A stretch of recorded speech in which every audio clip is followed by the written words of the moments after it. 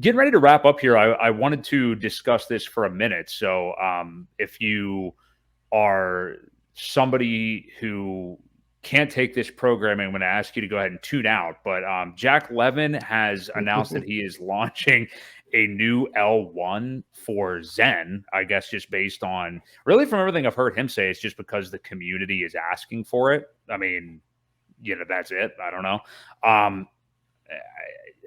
It's one of those things where, like, I guess as somebody who like minted a lot of Zen, I'm intrigued that they're doing it.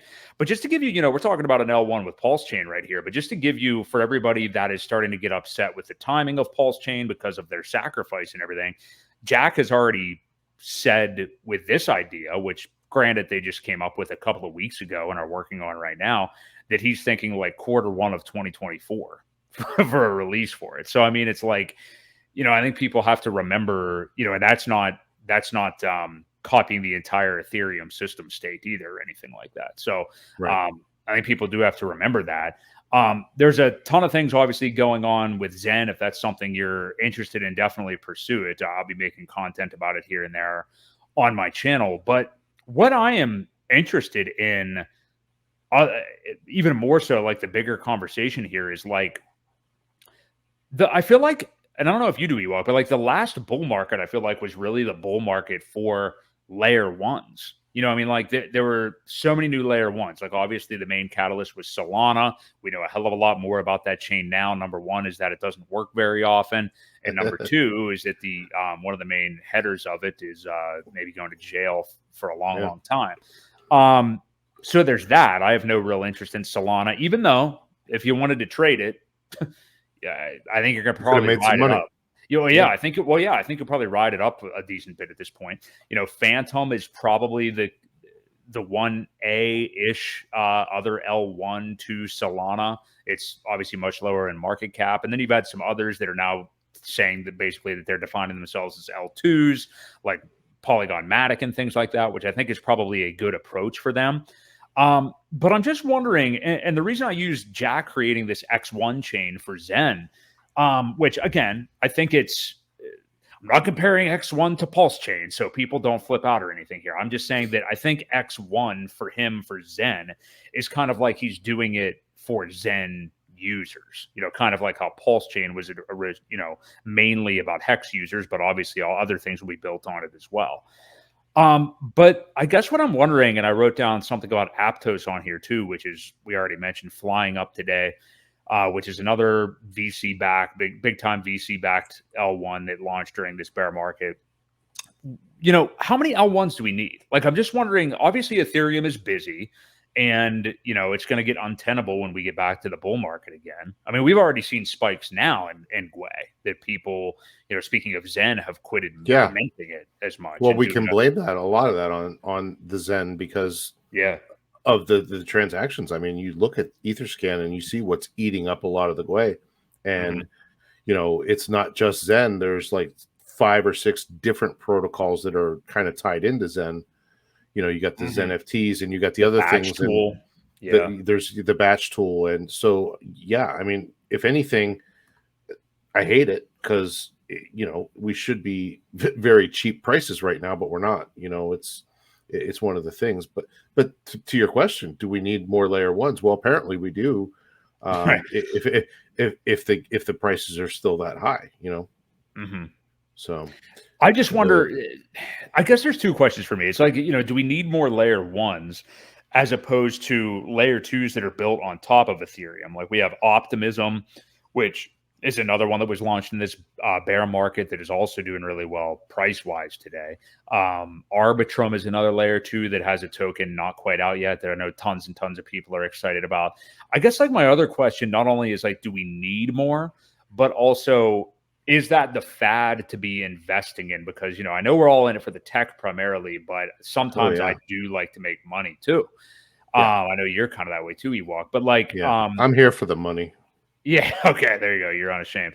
But like with, are L1's going to be the narrative this time around? I watch one of my man, favorite YouTube channels right now and follows on Twitter is my friend Somi or Somi. It's SOMMI. He's in Australia. Just real straight shooter. I love his take on the markets. Really funny guy. I thought you were going to say Crypto 7 was your top viewer. Other than Crypto 7. Yeah. Oh, other than Crypto 7. Yeah. Gotcha. But yeah, I love his channel. He's a real straight shooter and talks a lot about the markets, but he talks a lot about like what's the new narrative going to be this time around, because it's not going to be L1s again, you know, and we can't know. Like as we sit here right now, we can speculate and maybe we'll be right as to what it is. And we know what horses to put our chips on and where to bet. I mean, you and I, of course, are both, you know, obviously we think that DeFi is still going to be a big thing going forward. Absolutely. But what's, you know, I wonder what the big thing could be. Like, what's the narrative that could crop up between now and maybe midway through 2024 that really gets people excited? You know, we had NFTs the last time around, which were a fun game to ride up if you wanted to at the time. I'm just wondering what that thing could be. Is it going to be more advanced GameFi? The only things I can really think of are basically just enhancements of what we kind of already know. So, yeah.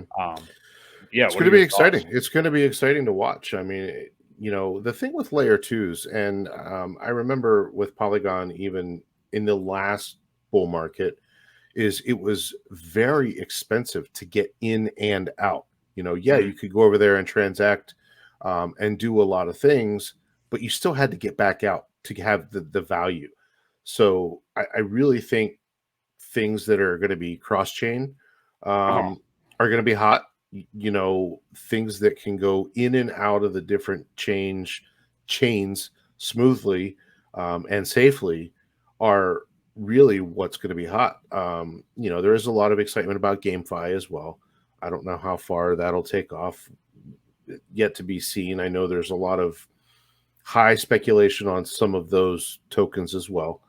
But I'm excited for cross-chain stuff that can do it seamlessly and safely. So that's what I'm looking forward to, is if you can go on and off of a chain, complete very similar things and go from there. Hopefully it kind of integrates a lot of things all into one. So, you know, you don't have to go over here to do something. If you can do it on cross-chain and still get it done. I don't know if that's even possible, but I think it'll be exciting to see. Yeah, well, in terms of like interoperability like that, I mean, you know, Polkadot obviously has been one that's worked on that. Atom, Cosmos, Chainlink, which has been around now for a little while as well. I mean, there's a lot of things interworking that are still doing a lot. That's, you know, even probably way above our heads at this point, what the development actually is. So maybe those could be plays too. And I mean, I know those are all tokens that are going into their second cycle. They're not necessarily new. And that's why you're seeing on, like I mentioned, Aptos and Optimism today, they are both extremely high up as the market is running right now because they were launched in a bear market. They're at their all-time highs as we sit here right now. So it's like predicting the narrative, also knowing which one to run with. I mean, you know, everybody, like I just right now, as I was on Twitter, I just saw a nice top signal for this recent run on Aptos, because I'm sorry, I don't know how to pronounce his name, but huge YouTube channel from Crypto Banter, Ran Nooner or Ron. Yeah. He was just tweeting about Aptos. Aptos is definitely the premier L1 behind Ethereum. The market is saying it. And it's like, well, so I mean, I literally I commented on it, exit trade. Yeah, exactly. But you know, it's just like, and then we can't forget about Paul. You know, we're going to have. Well, they're never going to talk about it, but very, very cheap. Well, actually, I'm not sure. I think you're going to see a lot more influencers talking about Pulse Chain once it launches, because I really think a lot of them were sacrificers themselves. So that's going to be exciting to go over there and play around with all the new toys and see how a system state copy actually works. See how many other communities come over and play with their new toys over there that were, you know, essentially an airdrop. So that's going to be exciting. You know, we talk about cross chain and all this other stuff, but you know, for me, I think Pulse Chain is going to be fun, and not to mention all the new protocols that are just waiting to launch. you've got the clones of a lot of other things. People are finally going to be able to short Hex. Should be interesting how that plays out. Yeah. So yeah. I hope they do and lose their ass. So They likely will. Yeah. Yes. I think you are right. I think when Pulse Chain is actually out, it'll be interesting to see the sentiment or when people actually start speaking about it. It's one thing right now when the token hasn't actually launched yet. Yeah. That said, though, Arbitrum, every single huge influencer has already been talking about that for months, and there's no token yet. So, it's all about where the money is and stuff like that, and who they're being paid by and everything, obviously. So, right.